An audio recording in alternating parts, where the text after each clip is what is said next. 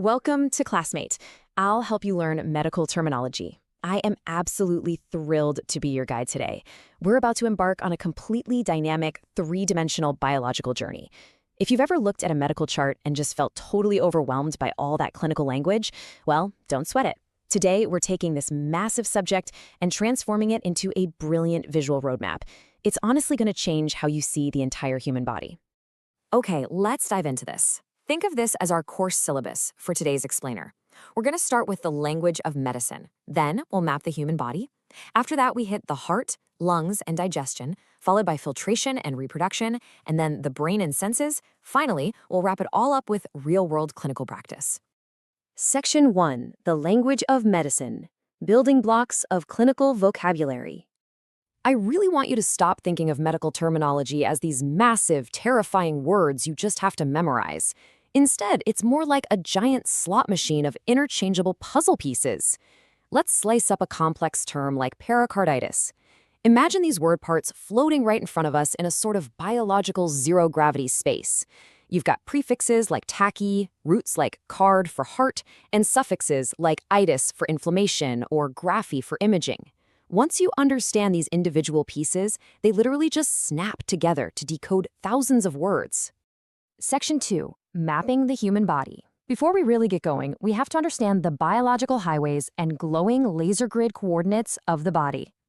You see, before we can tour the organs, we absolutely need a map. We use anatomical planes, the sagittal, coronal, and transverse planes, and they act like these high-speed directional arrows. Superior means pointing up, inferior means pointing down. And then we have our vital cavities, like the dorsal and ventral, which act as pulsing cavity markers housing our most crucial organs. So the crucial point is understanding why this matters. Here is our first clinical pearl of the day. Medial means toward the midline of the body, and lateral means away from it. Why does that matter? Well, this exact laser-like precision on a patient's chart is what prevents critical surgical errors. It is literally a matter of life and death, preventing a surgeon from making a move on the wrong side of the body. Section 3. Heart, lungs, and digestion. Now we're getting into the core systems, shifting our focus to these glowing fiber optic highways inside of us. Let's look at the cardiovascular system. A term like myocardial infarction sounds super complex, right? But it represents something incredibly serious. Imagine the text of that word just shattering like glass over a blocked coronary artery. That's what's happening. It's the actual death of heart tissue due to that blockage. It completely shatters normal heart function, which is exactly why getting these terms right is so critical. Moving over to the lungs, picture these microscopic alveoli constantly exchanging gas. When that rhythm is broken, the language gets highly specific. Apnea is the complete cessation of breathing. Dyspnea means difficult breathing. And if you hear a pneumothorax alert, that means air is dangerously leaking into the chest cavity. This whole pulmonary loop acts as a direct vital bridge linking right back to the heart. Okay, time for a quick myth versus fact beat. We have all seen TV dramas where doctors dramatically yell that a patient is flatlining.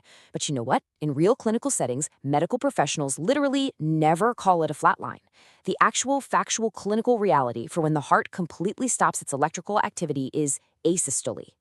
As we ride these wave-like peristalsis muscle contractions all the way down the gastrointestinal tube, we eventually land right on the gallbladder. Picture a bright yellow, inflamed gallbladder. The specific term for that is cholecystitis. Notice how our puzzle piece itis suffix from earlier just snapped right back into play? Inflammation. Let's move to and see how this builds into Section 4, filtration and reproduction. We're looking at the kidneys and gametes, specifically those emerald green filtration units of the body. You'll often hear two totally different root words used for the kidney, which can be kind of confusing. It all comes down to ancient linguistic origins. Renal, like in renal failure, comes to us from Latin, but nephrology, the study of the kidneys, comes from ancient Greek. Two different origins, but they both point to the exact same emerald green organ. Now, as we visualize spinning 3D DNA helices, let's look at reproductive basics. It all starts with gametes, the production sites for reproduction. And when it comes to surgical removals here, the language is incredibly precise. A hysterectomy is the removal of the uterus, while a salpingectomy is the specific removal of the fallopian tubes. Here's another high-yield clinical pearl for you. Imagine a digital prescription pad lighting up. Why is specificity so crucial? Well, UTI is a super general term for a urinary tract infection, but cystitis? That pinpoints the diagnosis precisely to a specific inflammation of the bladder. In medicine, precise language dictates precise treatment. Section 5, the brain and senses. We are diving into the neurological web, where central and peripheral pathways are constantly igniting with white sparks of electricity. Let's hit another high-speed myth versus fact logic gate. People constantly confuse these next two terms, and this brilliantly illustrates the need for exact language. Encephalitis is the inflammation of the actual brain tissue itself, but meningitis exclusively refers to inflammation of the lining surrounding the brain.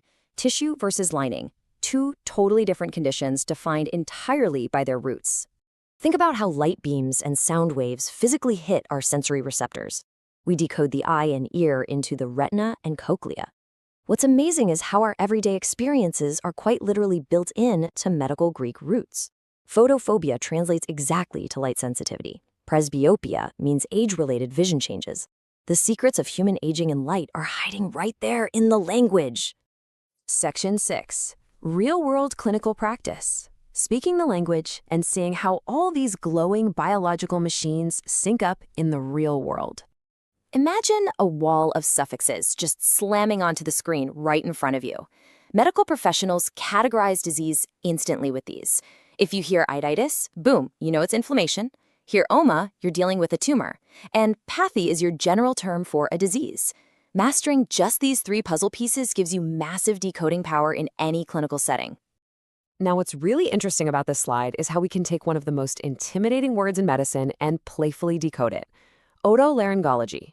It looks huge, right? No way you can memorize that. But it's just three simple concepts snapped together.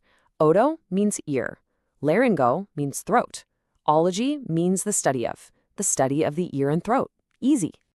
When we step into a fast-paced environment like triage, total terminology fluency is literally what saves lives. It's this unified core language that seamlessly connects nurses, MDs, pharmacists, and PAs. When everyone speaks this exact, precise language, communication happens at warp speed, and patient care is totally transformed. So the next time you hear a complicated medical term, I want you to ask yourself, what secret puzzle pieces are hiding inside it? Thank you for choosing ClassMate. See you in the next lesson.